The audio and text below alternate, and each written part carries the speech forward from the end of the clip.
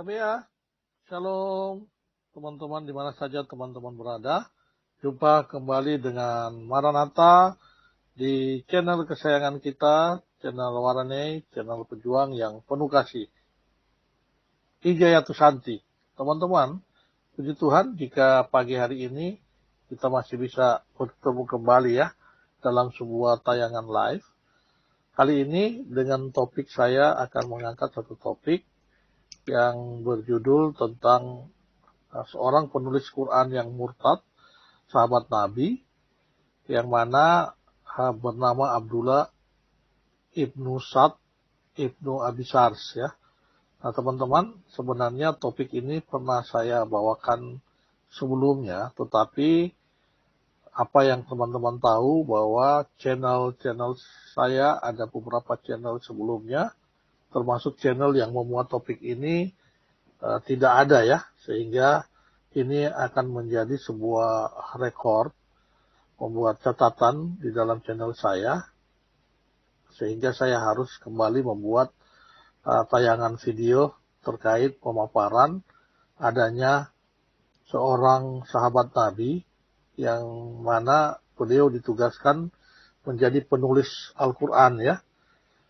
Setiap kali Nabi menerima wahyu, ditugaskan kepada seseorang, sahabat Nabi, salah satu diantaranya yang disebut sebagai Abdullah ibn Sa'd ibn Abi Sars ini, untuk segera menuliskan wahyu sebelum wahyu tersebut mungkin karena hafalan ya, itu takutnya dikhawatirkan terlupakan oleh Nabi ya, sehingga dituliskan di dalam sebuah entah kadang di pelepah kurma atau kadang di kulit onta ya, yang mana wahyu-wahyu ini segera dicatatkan setelah Nabi Muhammad menerima wahyu dari Gua Hira ya, seperti itu. Kemudian teman-teman, Abdullah ibn Sa'd ibn Abi Sars ini, mungkin saya biar singkatnya saya sapa Abi Sars ya, saya sebut dengan Abi Sars ya. Abi Sars ini ketika mendapat tugas, nah beliau menambahkan tulisan karangan dia sendiri dalam satu ayat.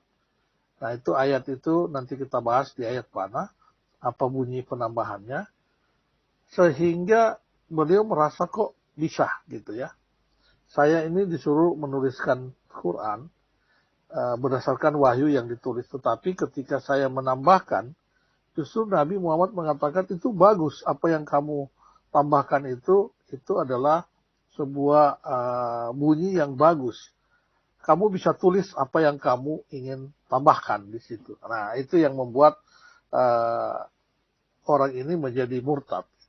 Artinya saya bisa dong menurunkan wahyu dari pemikiran saya. Nah, karena dia berpikir begitu, dia murtad, dia tidak mau lagi menulis Quran lagi.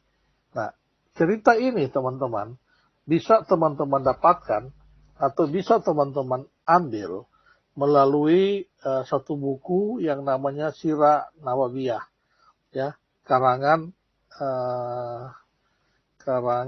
sebentar teman-teman ya, Sirah karangan Ibnu Hisam ya, Sirah Nabawiyah karangan Ibnu Hisam. Ini bisa teman-teman download ya, saya ajarkan nanti. Sirah Nabawiyah karangan Ibnu Hisam ini bisa teman-teman download dan dapatkan cerita mengenai hal ini ya.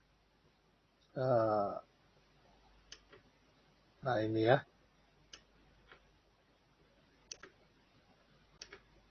ini contoh sirah karangan Ibnu Hisam yang teman-teman bisa jadikan dapatkan melalui download ya.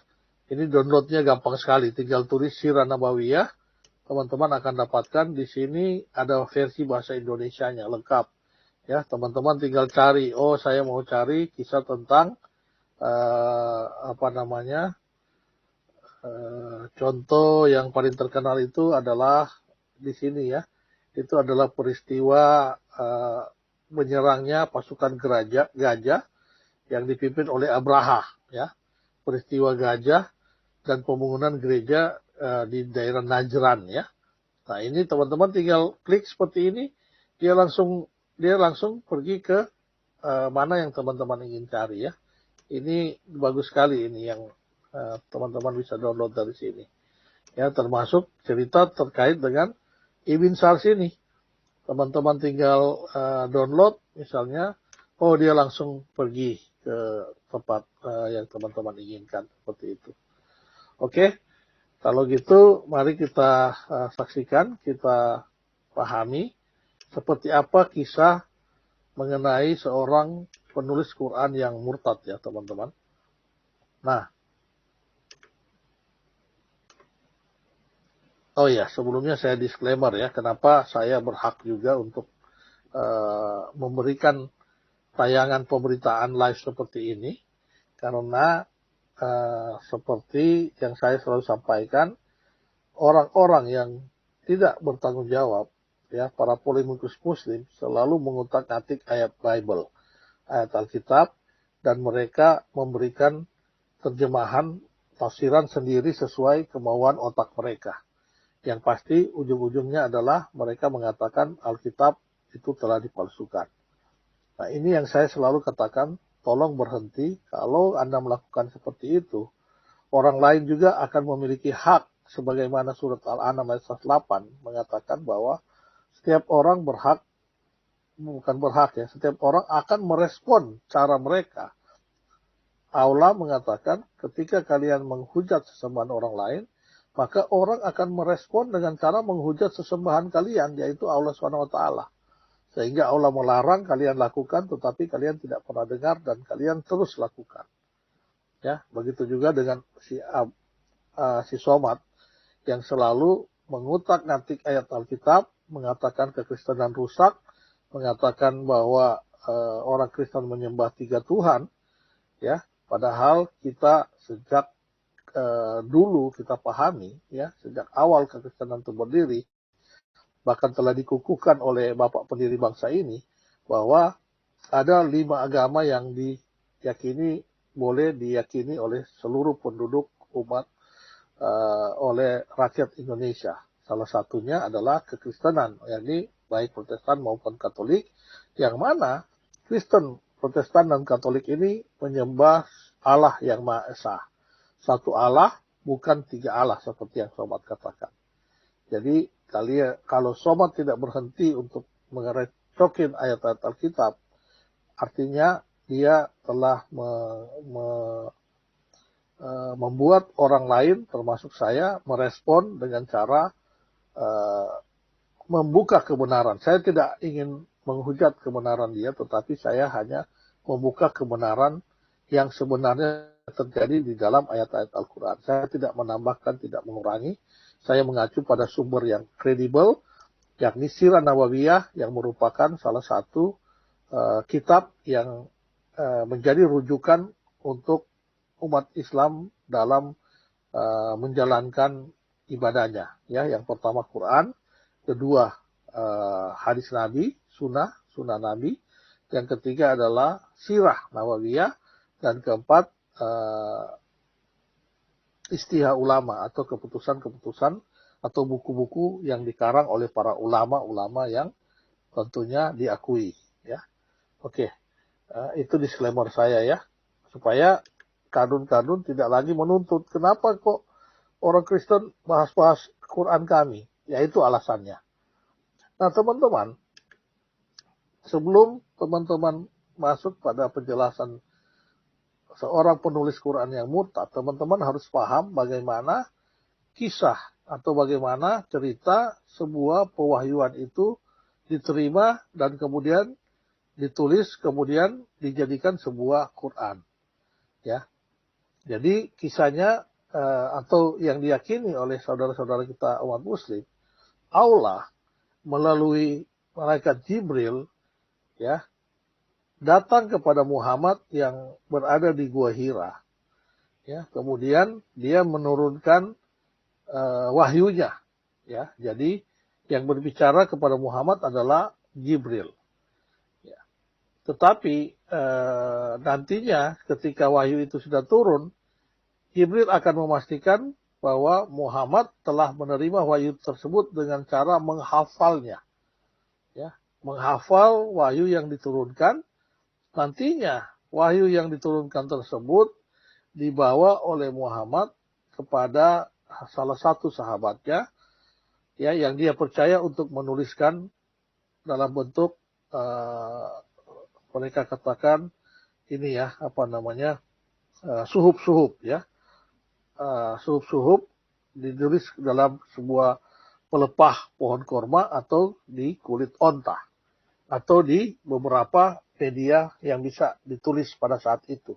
Umumnya adalah pelepah kurma. Ya. Nah, kemudian pada suatu ketika Nabi Muhammad baru menerima wahyu, yakni wahyu untuk menjadi sebuah surat, yang mana surat tersebut adalah surat ke-23, ayat ke-14, yakni surat Al-Mu'minun. Ya. Nah, pada saat Muhammad ingin menuliskan apa yang dia dapatkan, wahyu yang dia dapatkan dari Jibril, dia menemui satu sahabatnya namanya Ibn Sars. Ya. Ibn Sars ini sudah dipercaya oleh Muhammad untuk menulis Quran-Quran, wahyu yang dia dapatkan dari Gua Hira. Ya. Tetapi teman-teman, sebagai tambahan aja bahwa Muhammad bertemu dengan Jibril dalam bentuk asli hanya 2 kali. Pertama, katanya waktu dia melihat di Gua Hira, dan yang kedua adalah ketika dia bertemu di Sidratul Muntaha dalam bentuk asli ya. Selain itu adalah tidak dalam bentuk asli. Artinya wahyu diturunkan oleh Jibril entah di Gua Hira lagi atau entah di mana, kita tidak tahu ya. Tetapi wahyu yang dipercaya turun pertama pada saat di Gua Hira itu yang disebut Nuzulul Quran. Berikutnya itu diturunkan pada malam di bulan Ramadan. Nah, itu yang disebut sebagai malam 1000 bulan, Lailatul Qadar. Nah, itu yang dipercaya oleh umat muslim. Jadi proses penurunan wahyu itu selama terjadi pada bulan Ramadan. Ya, itu yang dipercaya. Tetapi teman-teman jangan langsung, oh iya benar seperti itu. Karena setelah kita pahami, ada juga ayat yang bisa turun ketika Muhammad sedang butuh. Contohnya IS Atarim. Ya, Muhammad lagi konflik dengan menghadapi konflik rumah tangga, berhadapan dengan 2 istri yang ngerecokin Muhammad, yakni Hafsah dan Aisyah, karena Muhammad ketangkap basah, ya, meniduri budaknya yang bernama Maria Kiptia di ranjang Hafsah. Kemudian Hafsah marah dan menceritakan cerita itu kepada Aisyah. Padahal Muhammad sudah katakan Hafsah, saya akan tidak mengulangi lagi, saya janji, asal jangan cerita kepada Aisyah. Tetapi dasar Hafsah, mulut mak-mak, ya, dia tidak tahan, dia cerita juga kepada Aisyah. Akhirnya Aisyah dan Hafsah ini, ya, bekerja sama, ya, bahu-membahu, bantu-membantu untuk meminta pertanggungjawaban Muhammad terkait dengan kelakuannya yang mana meniduri budak di ranjang Hafsah. Akhirnya turun wahyu. Nah, waktu itu wahyu turun, tetapi tidak diceritakan bagaimana proses wahyu turun itu. Apakah tiba-tiba Jibril hadir ketika butuh ayat untuk menenangkan Hafsah dan Aisyah? Ya. Itulah surat At-Tahrim yang turun, teman-teman. Jadi tidak semua surat itu diturunkan di Gua Hira. Ya, itu turun pada saat Muhammad butuh untuk menenangkan 2 istrinya. Seperti itu ya. Paham ya? Nah, ini kita ambil proses yang mereka percaya proses normal. Muhammad baru terima dari Jibril, kemudian menyuruh Ibn Sars untuk menuliskan ayat surat Al-Mu'minun ayat 14 ini. Wah, suaranya kecil ya. Waduh, saya ini ya, karena saya menggunakan device baru ya, teman-teman. Sehingga device StreamYard yang baru, sehingga StreamYard saya itu suaranya kecil. Ini saya sudah coba perbesar maksimum. Kira-kira sudah terdengar besar nggak, teman-teman? Tolong di ini ya, diberikan feedback kalau seandainya suaranya sudah berubah ya. Oke, teman-teman, saya berharap suara saya sudah saya setel menjadi lebih keras lagi. Nah, teman-teman, jadi ketika dia menyuruh Ibn Sar ini menuliskan, terima kasih Pak Berkelana untuk feedbacknya, menuliskan ayatnya di dalam Quran ini, ya, apa yang terjadi teman-teman prosesnya. Yang ini, ayat ini kebetulan bunyinya seperti ini teman-teman ya. Terkait dengan penciptaan manusia. Ya. Ini Muhammad baru belajar biologi dari Jibril ya. Terkait dengan penciptaan manusia. Nah, di sini bunyi ayatnya seperti ini. Kemudian air mani kami jadikan segumpal darah. Dari air mani tadi menjadi segumpal darah. Turunkan sedikit supaya teman-teman bisa lihat. Nah, ini ada gambarnya ya. Lalu segumpal darah itu kami jadikan segumpal daging. Jadi proses pertama dari air mani jadi segumpal darah jadi segumpal daging. Dan kemudian segumpal daging kita jadikan tulang belulang. Dari daging jadi tulang belulang. Anggap aja benar teman-teman, nggak usah protes dulu. Lalu tulang belulang itu kami bungkus dengan daging. Ya. Kemudian kami jadikan dia makhluk berbentuk lain. Nah, sampai di sini Muhammad kelupaan. Aduh, ini hafalan biologi nih ya. Jadi dari janin, jadi darah, jadi daging, jadi tulang dibungkus lagi menjadi dengan daging, jadi makhluk lain. Dia lupa apa selanjutnya. Kemudian karena dia lupa, si Ibn Sars nyeletuk. Maka Maha Suci Allah pencipta yang paling baik. Jadi ini adalah kalimat dari Ibn Sars. Gak mungkin dong kalau wahyu dari Allah mengatakan seperti itu ya. Maka Maha Suci Allah harusnya, Maha Suci lah diriku. Saya adalah pencipta yang paling baik. Tetapi ini adalah celutukan daripada Ibn Sars. Ya, ini saya ambil dari Sirah Nabawiyah, teman-teman bisa cari. Maka Maha Sucilah Allah pencipta yang paling baik. Ditambahkan begitu teman-teman.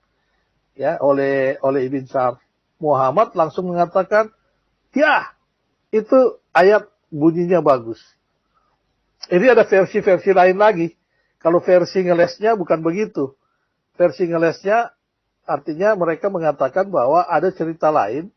Ceritanya bukan seperti di Sirah Nabawiyah, tetapi saya ngambil yang ada di Sirah Nabawiyah. Mereka mengatakan bahwa itu Ibn Sars yang nakal. Ibn Sars yang menambahkan, tetapi ketahuan sama Nabi katanya. Nabi ini kan buta huruf, tetapi ketahuan. Sehingga Nabi mengkoreksi lagi. Nah, itu cerita versi ngeles. Tetapi saya katakan, saya ambil versi yang ada di dalam, versi yang ada di, ini ya, Sirah Nabawiyah tadi. Maka Maha Suci Allah pencipta yang paling baik. Apa yang terjadi teman-teman? Ya. Jadi ketika Nabi Muhammad menyetujui tambahan ayat yang dari Ibn Sars ini, yang terjadi adalah, di sini ya surat Al-Mu'min ini, Ibn Sars ini merasa bahwa, wah kok wahyu seperti itu ya? Paham ya teman-teman ya? Kita disuruh menulis, katanya ada ceritanya wahyu nih. Tetapi apa yang ada di pikiran kita ternyata dibolehkan. Oh, tambah bagus itu ditulis seperti itu. Akhirnya yang menjadi yang jadi pikiran di dalam pikiran Ibn Sars ini, kalau gitu ini wahyu main-main dong. Gitu ya, kan saya bisa tambahin. Jadi Ibn Sars ini langsung terakhir mau menulis ayat Quran. Karena dia tidak mau dia dikerjain terus selanjutnya oleh Muhammad. Karena dia curiga, ini bukan wahyu nih. Ini wahyu si Hombing ini namanya. Kan gitu. Jadi si Ibn Sars merasa bahwa kok wahyu bisa. Artinya saya bisa dong jadi nabi. Muhammad aja yang buta huruf ya. Orang muslim kan akui dia buta huruf. Jadi Ibn Sars merasa bahwa dia aja yang buta huruf bisa jadi nabi. Bisa menuliskan wahyu gitu. Masa saya penulis wahyu yang lebih jago menulis, masa saya nggak bisa jadi nabi? Jadi dia berpikir begitu. Ya udah, akhirnya apa yang terjadi? Dia akhirnya murtad, teman-teman. Nggak mau lagi disuruh menulis wahyu. Dan dia menceritakan cerita ini, kisah mengenai proses penulisan Quran, ayat Al-Mu'minun, surat Al-Mu'minun ayat 13 ini, dia ceritakan kepada orang-orang Quraisy, kaum pagan Quraisy yang sedang memusuhi Muhammad, bahwa ternyata Quran itu banyak itu karang-karang gitu. Bisa dikarang-karang ya, walaupun waktu satu ayat itu. Nah, yang terjadi teman-teman, ketika dia ceritakan itu, Muhammad marah. Muhammad berniat untuk mengejar si Ibn Sars ini karena dia telah mempermalukan Muhammad. Ya, Muhammad mengejar dia dari Madinah, akhirnya si Ibn Sars ini lari ke Mekah. Nah, cerita ke Mekah itu nanti cerita yang lain lagi ya. Nanti ada cerita di Mekah, dia waktu Muhammad sudah menaklukkan Mekah, dia tahu bahwa Ibn Sars ada di sana. Dan Ibn Sars telah menyebarkan kepada kaum pagan Quraisy Mekah, ya, terkait dengan cerita-cerita kebohongan Muhammad dalam menulis Quran. Sehingga Muhammad memerintahkan orang untuk mencari Ibn Sars di Mekah untuk dibunuh. Nanti ada cerita yang lain lagi, nanti saya akan buat cerita yang kedua. Ya, jadi seperti itu teman-teman, kisah yang ada di dalam pewahyuan. Ya, ini ada tafsir dari surat Al-Mu'minun ya. Nah, ini nanti kita bersambung untuk cerita yang ada di Mekah lagi. Karena kisahnya ini menarik juga yang ketika Ibn Sars ingin dibunuh di Mekah. Ya, ada kisah yang lebih menarik. Jadi disitulah murtadnya Ibn Sars ini teman-teman. Ya, karena dia merasa bahwa ternyata Quran itu bisa dikarang-karang gitu. Wahyu itu bisa dikarang-karang. Ya. Nah, ini saya menceritakan ini karena saya mengambil sumber dari Sirah Nawawiyah karya Ibn Hisham. Tetapi ada versi yang mengatakan, saya katakan versi ngeles. Ya, versi mencari pembenaran. Tetapi diyakini oleh Muslim karena mereka mengatakan bahwa wah, ini nggak benar ini cerita ini. Ya, tetapi cerita ini ada di Sirah Nawawiyah, teman-teman. Nah, versi Muslimnya mereka mengatakan bahwa Ibn Sars ini adalah nakal gitu. Dia menulis suka menambah-nambahkan dengan pemikirannya sendiri. Walaupun Nabi itu buta huruf, dia bisa tahu. Dia suruh baca kembali apa yang ditulis, kemudian dia kedapatan bahwa Ibn Sars salah menulis. Sehingga dia koreksi. Dia marah kepada Ibn Sars, akhirnya Ibn Sars dikejar-kejar sampai ke Mekah. Nah, itu versi yang kedua. Tetapi itu tidak, versi yang kedua ini, saya belum ketemu di mana dalilnya. Saya baru ketemu versi yang pertama yang ada di Sirah Nawawiyah. Oke, teman-teman, itu yang saya ingin sampaikan kepada teman-teman. Semoga ini bisa menambah pengetahuan. Saya tadi sudah katakan Pak Agus Priyadi, kenapa saya membahas Quran ini? Tadi mungkin Pak Agus Priyadi tidak paham ya, kenapa belum masuk. Saya katakan, kenapa saya membahas Quran ini? Karena orang-orang ini selalu membahas tentang Alkitab. Dan mereka melakukan pembelokan makna dari Alkitab. Saya tidak sedang membelokkan makna daripada ayat Quran. Saya hanya menceritakan apa yang ada di dalam Sirah Nawawiyah, tertulis di dalam sirah mereka, dan juga saya tidak menambahkan. Saya bahkan mengatakan bahwa ada versi yang lain, ya, yang dipahami oleh umat Muslim, selain dari versi Sirah Nawawiyah terkait dengan ayat Al-Mu'minin ini, ya. Jadi tolong Agus Priyadi jangan ngomong di sini.